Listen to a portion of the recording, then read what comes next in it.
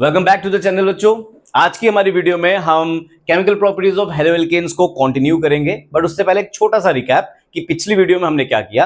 पिछली वीडियो में हमने आपके पास केमिकल प्रॉपर्टीज ऑफ हेलोएल्केन्स में इसकी केमिकल प्रॉपर्टीज का हमने पूरा फ्लो चार्ट देखा है, और फ्लो चार्ट के बाद हमने उसमें रिएक्शन विद मेटल्स हमने पढ़ लिया था। ठीक है, अब हम फ्लो चार्ट को फर्दर कंटिन्यू करें या केमिकल प्रॉपर्टीज को फर्दर कंटिन्यू करें, तो हमारे पास जो नेक्स्ट प्रॉपर्टी आती है वो आती है एलिमिनेशन रिएक्शन। तो हम एलिमिनेशन रिएक्शन के बारे में आज बात करेंगे।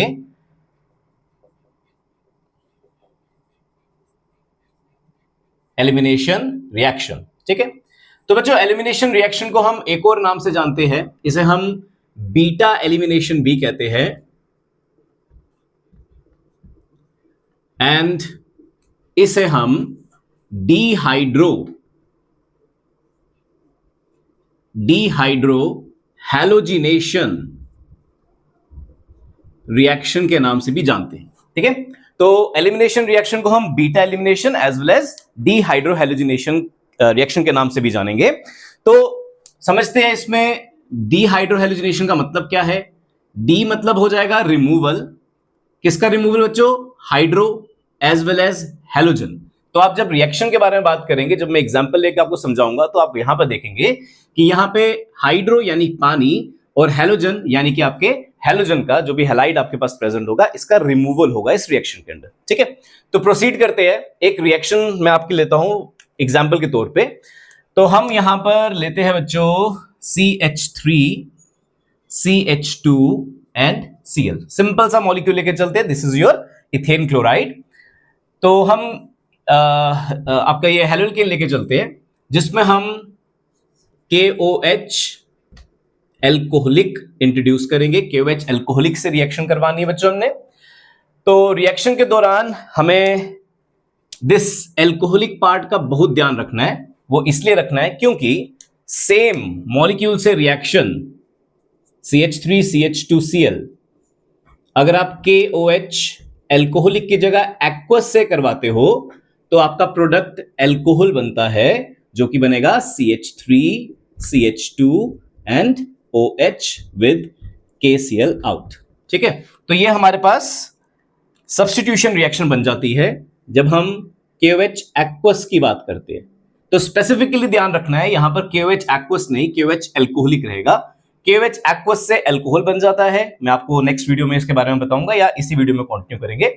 एंड जो KOH एल्कोहलिक रहेगा उसके केस में क्या चलता है बच्चों? उसके केस में हमें अल्फा कार्बन और बीटा कार्बन का थोड़ा ध्यान रखना होता है। जब भी KOH एल्कोहलिक रहेगा तो एलिमिनेशन रिएक्शन है, इसका ध्यान रखेंगे आप लोग। अल्फा और बीटा सबसे पहले आप मार्क कर लेंगे। अल्फा में से आप हैलोजन को निकालेंगे और बीटा में से आप हाइड्रोजन को निकालेंगे। ठीक है, तो हैलोजन जो है वो K के साथ KCl बन के बाहर, और हाइड्रोजन जो है वो आपके पास आपके OH के साथ पानी बन के बाहर निकलेगा। And the product will be, देखेंगे तो जब रिएक्शन कराएंगे तो ये CH3 में से H निकल रहा है, ये बन जाएगा CH2। आगे रहेगा सिंगल बॉन्ड, तो सिंगल बॉन्ड ही रखते हैं। फिर आगे रहेगा CH2, तो CH2 ही रखते हैं। और क्लोरीन निकल चुका है, बाय प्रोडक्ट्स में आ जाएगा KCl as well as water H2O। ठीक है, अब हम अपने प्रोडक्ट की तरफ देखेंगे। तो प्रोडक्ट में आपको दिख रहा है कि यहां पर CH2 बच गया, यानी कि 2 कार्बन की चेन थी, 2 कार्बन की चेन ही बनी रही। क्लोरीन निकाल दिया गया और एक हाइड्रोजन निकाल दिया गया, जिसके कारण आप देख सकते हैं यहां पे कार्बन की वैलेंसी खराब हो जाएगी, और कार्बन की वैलेंसी कंप्लीट करने के लिए यहां पर लगेगा डबल बॉन्ड। यानी कि हमारी जो एलिमिनेशन रिएक्शन है, इसका प्रोडक्ट आपका एल्कीन होता है। तो एल्कीन्स बनाने का ये एक रास्ता रहेगा आपके लिए फ्रॉम हेलोएल्केन्स।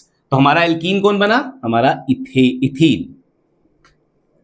ठीक है, और कहां से बना? ये बना हमारे पास क्लोरो इथेन से।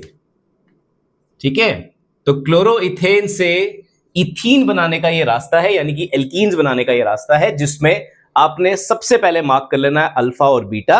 अल्फा और बीटा मार्क करके अल्फा में से बच्चों हेलोजन निकालना है और बीटा में से हाइड्रोजन निकालना है।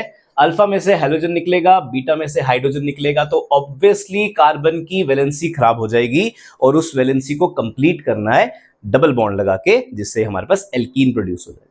अब दोनों रिएक्शंस को एक बार देखो, ये मैंने आपके लिए इसलिए बनाई है रिएक्शन क्योंकि यहां पर KOH अल्कोहलिक से काम चल रहा है, यहां पे KOH एक्वस से काम चल रहा है, यहां पर चल पड़ती है न्यूक्लियोफिलिक सब्स्टिट्यूशन रिएक्शन, ठीक है, बट यहां पर चल रही है एलिमिनेशन रिएक्शन। तो ये अल्कोहलिक और एक्वस, इसका बहुत इंपॉर्टेंट रोल है, इसका ध्यान रखना है आप लोगों को। तो अल्कोहलिक के केस में beta elimination reaction, alpha beta mark करके डीहाइड्रोहेलोजिनेशन परफॉर्म करना है, पानी निकलेगा, देख सकते हो आप लोग, हेलोजन निकलेगा जो कि अल्फा में से आपने निकाला, KCl की फॉर्म में हेलोजन निकल गया। तो ये है हमारे पास एलिमिनेशन रिएक्शन। एक और एग्जांपल मैं आपके साथ शेयर करना चाहता हूं इससे रिलेटेड, और एग्जांपल कुछ ऐसी रहेगी, देख लीजिए, देखिएगा। तो सेकेंड एग्जांपल में मैं आपके पास CH3 CH2 CH CH3 and Cl, ये मॉलिक्यूल कुछ लेके चल रहा हूं, और इसका नाम क्या रहेगा मॉलिक्यूल का हमारे पास 1 2 3 4 की कार्बन चेन है, जिसमें सेकेंड पोजीशन पे क्लोरीन है, तो नाम आ जाएगा 2-क्लोरो-ब्यूटेन, 2-क्लोरो-ब्यूटेन। तो ये आ गया इसका नाम, ठीक है। तो 2-क्लोरो-ब्यूटेन मैंने लिया है आप लोगों के लिए बच्चा। अब इसमें हमने बीटा एलिमिनेशन लगानी है, यानी कि हमारी रिएक्शन होगी विद KOH या NaOH एल्कोहलिक, KOH और NaOH एल्कोहलिक से रिएक्शन चलेगी। रिएक्शन के दौरान हमें जो प्रोडक्ट्स मिलने वाले हैं उनको देखते हैं, बट सबसे पहले हम अल्फा और बीटा मार्क करेंगे। हमारे हेलोजन कंटेनिंग कार्बन को हम अल्फा मार्क कर देंगे और उसके साथ जो डायरेक्टली अटैच्ड कार्बन रहेंगे उनको बीटा मार्क करेंगे, देख लेते हैं, ठीक है। तो पिछली एग्जांपल में हमारे पास हेलोजन कंटेनिंग कार्बन को हमने अल्फा मार्क कर लिया था और उसके साथ जो डायरेक्टली अटैच कार्बन था दैट वाज बीटा, वहां पर एक ही बीटा था और एक ही प्रोडक्ट हमको मिल गया। बट यहां पर हमारे पास अल्फा को मार्क कर दिया हमने, जो हाइड्रोजन कंटेनिंग कार्बन है, उसके साथ हमारे पास दो कार्बन चेन्स अटैच्ड है, जो डायरेक्टली कार्बन अटैच है उनको हमने बीटा एंड बीटा मार्क किया। इस बार हमारे पास दो बीटा है रिएक्शन में, तो दैट मीन्स हमारे प्रोडक्ट भी दो रहेंगे। अगर तीन बीटा होंगे तो प्रोडक्ट भी तीन रहेंगे, एक बीटा होगा तो प्रोडक्ट भी एक रहेगा, ठीक है। तो यहां पर हमारे पास दो बीटा आ गए। अब दोनों में हम क्या करेंगे, एक H यहां से हटा दिया जाएगा फॉर वन प्रोडक्ट और एक H यहां से हटा दिया जाएगा फॉर द अदर प्रोडक्ट। तो दो प्रोडक्ट बनेंगे, एक एक करके दोनों बनाते हैं।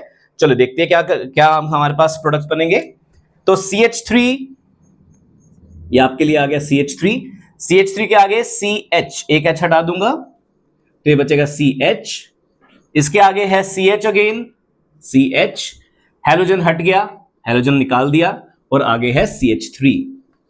तो पहले प्रोडक्ट के टाइम पे हमने यहां से H निकाला, यहां से नहीं निकालना, यहां से सेकंड टाइम पे निकालेंगे, ठीक है। तो अल्फा और बीटा के बीच में आ जाता है डबल बॉन्ड, ये लो जी डबल बॉन्ड लगा दिया, जिससे पूरी वैलेंसी ठीक हो जाएगी हमारी कार्बन चेन की।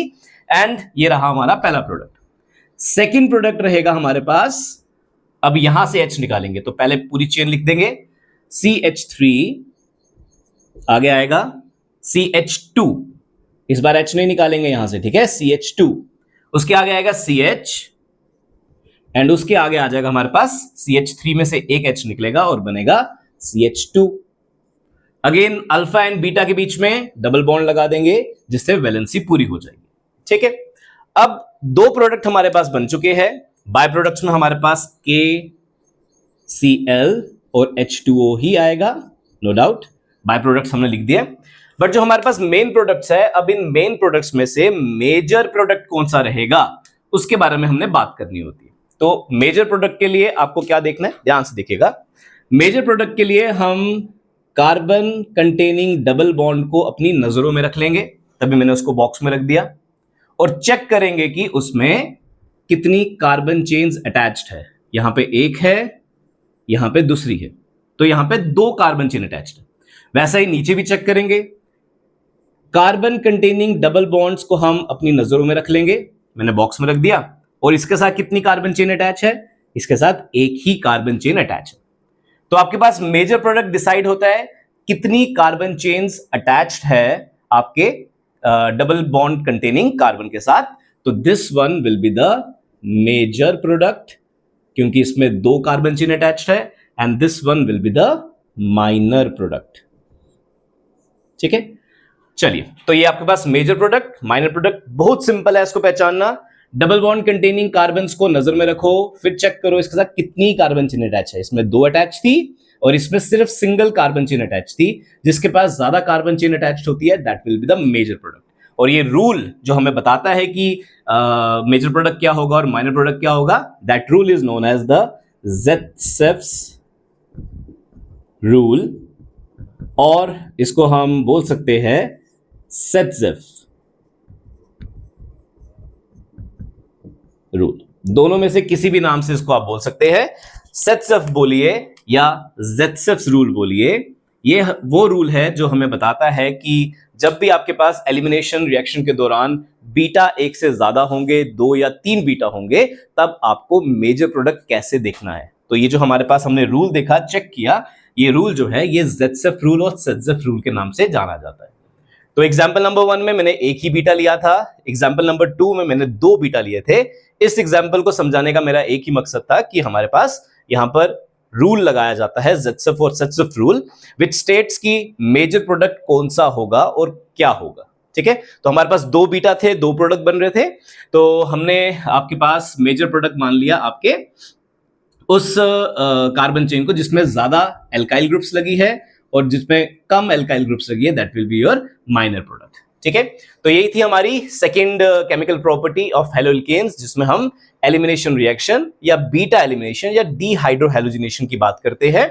और हमारा जो इसमें रिएजेंट रहेगा उसका खास ध्यान रखना है बच्चों। रिएजेंट में हमारे पास KOH या NaOH एल्कोहलिक लेके चलना है आपको। एल्कोहलिक से प्रोडक्ट अलग है और एक्वस का प्रोडक्ट अलग है, मैंने स्टार्टिंग में आपको बता दिया था। तो आपका जो रिएजेंट है उसका खास ध्यान रखना है, और इसी के साथ हमारी एलिमिनेशन रिएक्शन जो है वो खत्म होती है। This is your beta elimination और डीहाइड्रोहेलोजिनेशन रिएक्शन से कहते हैं। ठीक है, चलिए।